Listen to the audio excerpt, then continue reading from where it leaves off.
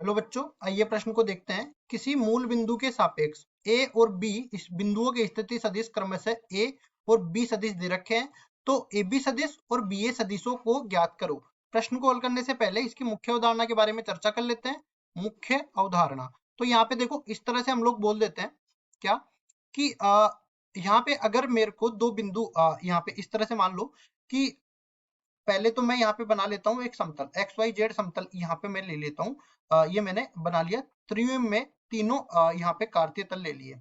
अब उसके बाद में यहाँ पे मैं मान लो कोई बिंदु स्थित कर देता हूँ, ठीक है, और यहाँ पे मैं बिंदु स्थित कर देता हूँ। इसको मैं मूल बिंदु से मिला देता हूँ और इसको मैं नाम दे देता हूँ P, ठीक है। और P के निर्देशांक मैं अपनी तरफ से मान लेता हूँ x1, y1 और z1। इसी तरह इसको नाम दे देता हूँ Q और इसके निर्देशांक यहाँ पे मूल बिंदु से मिला दिया और इसके निर्देशांक मैंने मान लिए x2, y2 और z2।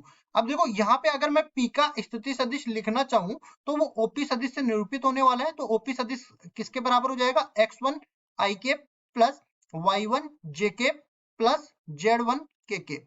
इसी तरह अगर मैं यहाँ पे लिखना चाहता हूँ Q का स्थिति सदिश जो कि बराबर हो गया x2 i cap plus y2 j cap plus z2 k cap. इस तरह से अपने पास बन जाएगा। तो अपना सदिश जो है इस इधर जा रहा है और अपना सदिश इधर जा रहा है। अगर मेरे को निकालना है PQ सदिश, अगर मेरे को निकालना है PQ सदिश, तो देखो तीर Q की तरफ जा रहा है, तो यहाँ पे जो सदिश निकलेगा उसका तीर भी Q की तरफ जाएगा। तो ये किसके बराबर आ जाएगा? देखो यहाँ से त्रिभुज नियम से मैं कह सकता हूँ कि Q के स्थिति सदिश में से अगर मैं P का स्थिति सदिश घटा दूं तो अपने पास PQ सदिश आ सकता है। तो PQ सदिश किसके बराबर आ जाएगा? OQ सदिश माइनस में OP सदिश के बराबर आ जाएगा। मतलब मैं यहाँ से कह सकता हूँ PQ सदिश आ जाएगा x2 माइनस में x1 i cap plus y2 minus में y1 j कैप प्लस में z2 माइनस में z1 के कैप के बराबर। अब देखिए इसी तरह हमें बोला गया है कि A और B के स्थिति सदिश ए सदिश और बी सदिश से निरूपित किए गए।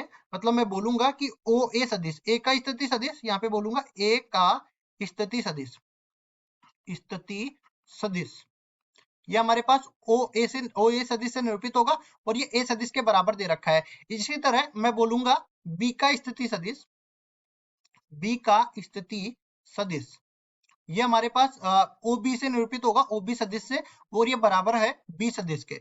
ठीक है जी। तो ये सवाल में दे रखा है और हमें क्या ज्ञात करना है? ए बी सदिश ज्ञात करना है। तो ए बी सदिश किसके बराबर हो जाएगा? पहले बी का स्थिति सदिश और इसमें से घट जाएगा ए का स्थिति सदिश। तो ये अपने पास बी सदिश के बराबर है, ये अपने पास ए सदिश के बराबर है, जो कि ए बी सदिश के बराबर आ गया। बी माइनस ए सदिश के बराबर आ गया। इसी तरह मैं बी ए सदिश भी निकाल लेता हूँ। देखो बी ए सदिश किसके बराबर आ जाएगा? पहले अपने पास ए के स्थिति सदिश में से घट जाएगा बी का स्थिति सदिश, जो कि अपने पास है ए सदिश माइनस में बी सदिश के बराबर।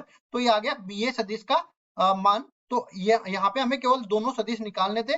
पहला सदिश बी माइनस ए सदिश हो गया और दूसरा सदिश ए सदिश माइनस में बी सदिश हो गया। यही हमारी उत्तर है। आशा करता हूँ ये सवाल आपको समझ में आया होगा। धन्यवाद।